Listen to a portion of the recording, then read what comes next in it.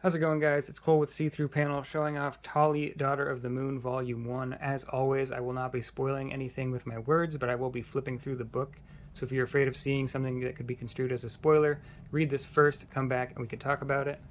This is published by Oni Press, retailing for $20 US, and compared to the regular manga from Viz, exact same size, as you can see, and compared to a traditional American trade paperback from Image, a bit smaller. But if you're a manga reader, you're used to this kind of thing. This is about your average size for that format. This was created by Sourya, written and drawn. Book designed by Carrie Hall, edited by Zach Soto, and the original editor on the French publisher Ankama Editions is Run. This was translated and lettered by Francois Vigneault, longtime friend of the show. If you haven't heard of Francois, check out Titan. He created that. He's a writer and artist on it, and he is also the artist on Orcs in Space more recently. He is, as I said, a longtime friend of See-Through Panel, and he sent Fahed and I review copies of this earlier in the year.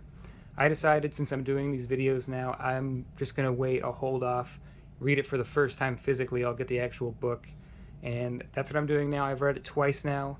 Really easy to read in one sitting. I just want to thank Francois once again for introducing me to this and for those review copies. Check him out, definitely. But anyways, getting through all that, here's a little spoiler for the art you can find inside the book. And this is the most obvious use of screen tone you'll see. It's a bit of a magnified piece of art, but it is used to great effect in this book. So Sourya, as I said, is the writer and artist of this, originally published by Ankama in 2018. They are up to Volume 3 in the French editions. He is about finishing work on Volume 4 right now. You can see it in his Twitch streams that are really fun to watch him make art live, and I will link his Twitch in the description. Getting into the actual meat of the book, this is screen tone, this is screen tone, the sky is screen tone.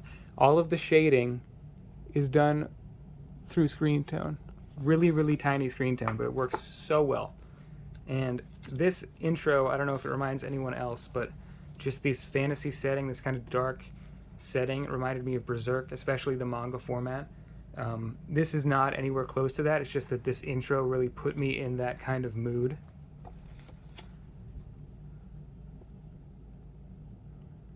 And Sourya is a French Laotian creator, so he's walking the line nicely between bande dessinée and manga. He considers this to be a manga, so that's what I consider it to be, and it works well as that. But I really like the influences of the French kind of temperament as well. Very manga expressions there, very expressive art. That just screams manga to me, and I love that. This is a fantasy adventure book with kind of a growing cast of characters that evolve along the way. Even just in these first 4 chapters that make up this volume, there's a lot of character growth and a lot of development in the actual group itself, growing and shrinking and growing. He said that he is influenced by video games, and I kind of feel that in a good way, with the way it's paced, and the group dynamic is a big part of the story. That screen tone again. And I really, really enjoyed it for that reason. Here is a nice comparison between screen tone and not. All this shading over here is screen tone, and then we get a nice magnified panel to really show off his character, and no screen tone there.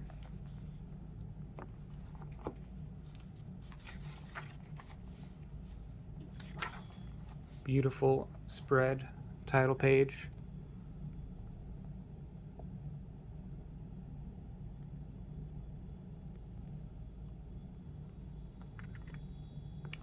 Yeah, as I said, it's just a fantasy, very low fantasy for now at least. It's pretty grounded in reality, medieval kind of setting. Really good use of perspective, and all of the angles he's using really work. He's not getting proportions kind of weird when he goes to a top-down view or a 3/4 view or anything like that, which is, I mean, something you can see from a lot of creators. Even like really experienced creators can mess that up, and he uses it frequently. Like, he goes from really long distance shots up on the hill, just like on the ground, above.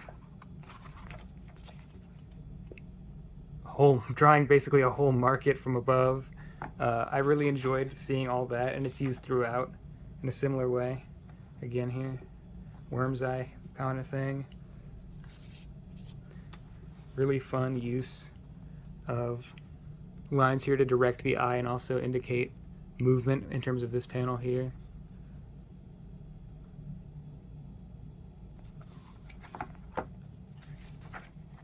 This is my favorite character. I love his design. I won't say anything about him really, but he's on the cover here as well. I really do enjoy his design. I enjoy all the design of the main characters, but this guy's great too. His expression is always so intense. More lines here, speed lines with the sword. Both these guys always have ridiculously wide eyes. It makes me laugh.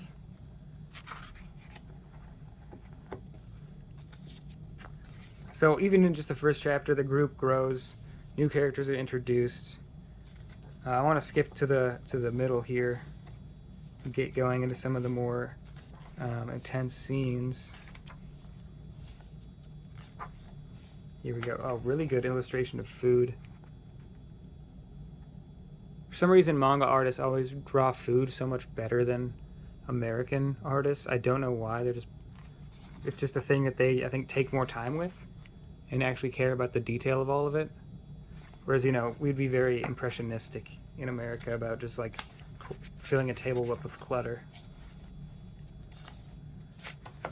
Really a strange character here.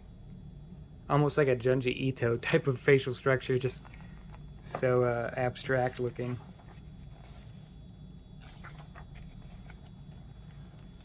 Some action scenes here. Great use of speed lines and directing the eye. These lines almost become these lines here. The gutters cut them off, of course, but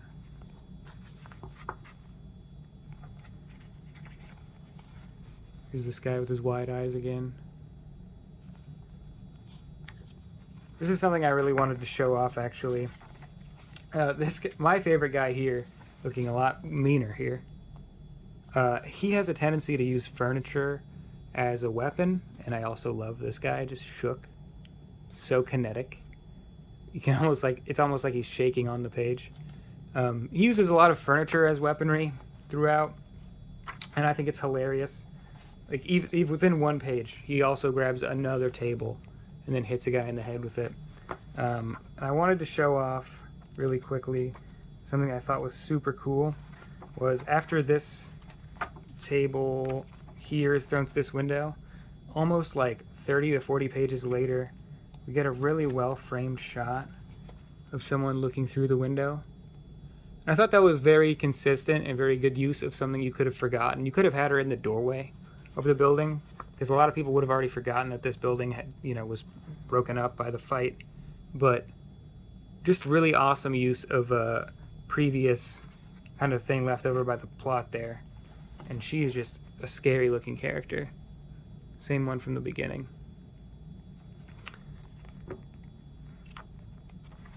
Some flashbacks done in a much scratchier style. Very, very heavily shaded.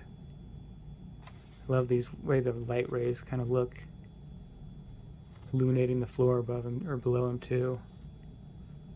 This was really fun. Sourya, I think this is his first time writing as well as drawing, if I'm correct in that, I think. And there's only just minor hiccups here. It's really, really well paced and well thought out. Only like one thing I would point out that I'm not even going to talk about because it's a little spoilery, but before I talk about that more, I love this way of the passing of time in this 3-panel background with a continuous object in front. From raining, cloudy, the clouds part, and then we're here in the scene. I thought that was really clever and really, really cool. Really good use of kind of layouts to indicate the passage of time.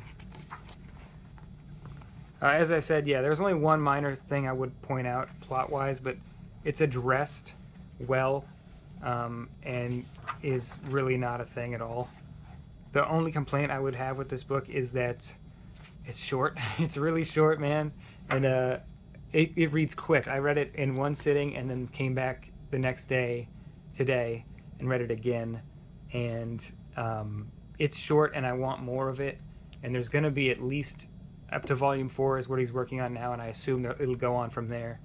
And we're not going to get that for a bit, I would wager. I think Francois said coming out annually with new volumes, so we will get more. But man, I want some more of this. It was really, really fun. The back says it pretty well. Epic adventure, invokes the best of manga and bande dessinée, which I would agree with. It was really, really interesting to kind of think about how those two different constructions of comics came into this book during the whole reading experience. And it's a great manga. It's a really, really good manga. That character also looking a little bit like abstract, weird, creepy. But yeah, I really, really enjoyed it. Francois did not steer me wrong here. I would recommend anyone grab it. You can get it discounted on Amazon, pretty cheap. I'm sure anywhere you buy books will have this. It is $20 US, but you'll probably be able to find it cheaper. So heavily, heavily recommend. Thank you very much, Francois, for showing me this book and for translating and lettering it. You did a great job. So if you guys check this out, let me know what you think in the comments, and please grab a copy if you would. It is really awesome. Thanks, guys. Peace.